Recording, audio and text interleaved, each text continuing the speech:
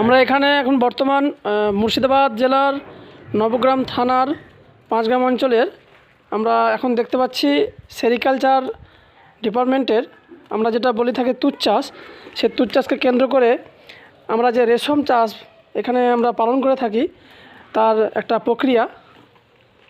আমরা এভাবে এটাকে বলা হচ্ছে তালিয়া, এটা বাঁশ দিয়ে তৈরি। আর এই যে হলুদ হলুদ দেখা যাচ্ছে, আমি একবার দেখাবো। এই যে হলুদ, এটা হচ্ছে গুটি, রেশম পোকা বলা হয়, রেশম গুটি বলা হয়। এটা এই যে পোকা, এই পোকা মারফত এই পোকাটা এইভাবে দিচ্ছে দাদা, তকদির দাদা, এই যে এইভাবে দিচ্ছে। এইভাবে দিলে কয়েক ঘন্টার মধ্যে এই পোকাটা তার মুখ দিয়ে যে লালা বার করবে এবং লালা বার করার মাধ্যমে এইভাবে গুটি তৈরি করবে, হলুদ গুটি।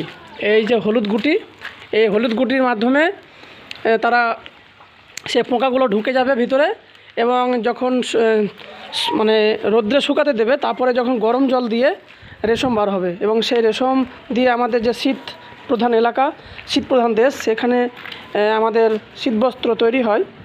তো আমাদের মুর্শিদাবাদের একটা ঐতিহ্য রেশম চাষের, তো তারই একটা আমাদের প্রচেষ্টা। আমাদের তকদির দাদা খুব যত্ন সহকারে তার যে পলু, আমরা পলু পোকা বলে থাকি এটাকে, খুব যত্ন সহকারে দিচ্ছেন এবং কয়েক ঘন্টার মধ্যে এটা ঘর তৈরি করবে। আচ্ছা দাদা, একটা গুটি পোকাতে মোটামুটি সুতো পাওয়া যায় মোটামুটি কতটা? একটা গুটিতে সুতো পাওয়া যায় মোটামুটি প্রায় 100 মিটার। 100 মিটার। আচ্ছা, এই যে প্রক্রিয়াটা আপনার কতদিন লাগে চাষ করতে? 25 থেকে 27 দিন। 27 দিন। আচ্ছা, এটা এফন নাকি? এটা এফন বলা হয়? আচ্ছা, এফন। এটা চক্রধারী? চক্র, নারী চক্র দুটোই আছে। আচ্ছা। আর এই পলু পোকার কিছু অসুখ দেখা যায়, তাই না? পলু পোকার অসুখের মধ্যে আপনার ওই যে স্বল্পা বলে, তারপরে রসা বলে, চুনা বলে, ওগুলো আবহাওয়ার লেগে হয়। ওগুলো আবহাওয়ার জন্য হয়।